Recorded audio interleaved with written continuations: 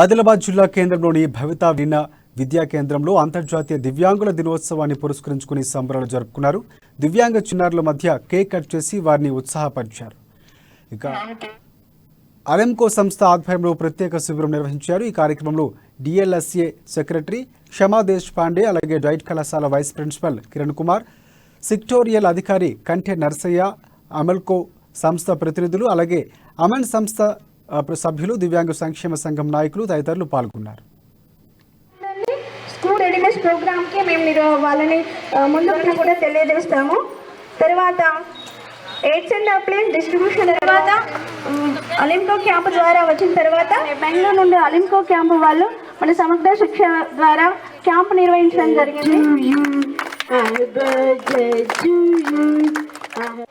ఇప్పించడము, slot booking చేయడము, parents కి తెలియజేసుకున్నాను. హెడ్ అండ్ Keller Louis Braille, Stephen Hawking, Sudha Chandra నుండి ఒక చిన్నారి ఫస్ట్ తన డిజేబుల్డ్ సెలబ్రేషన్ గురించి తన ద్వారా మేము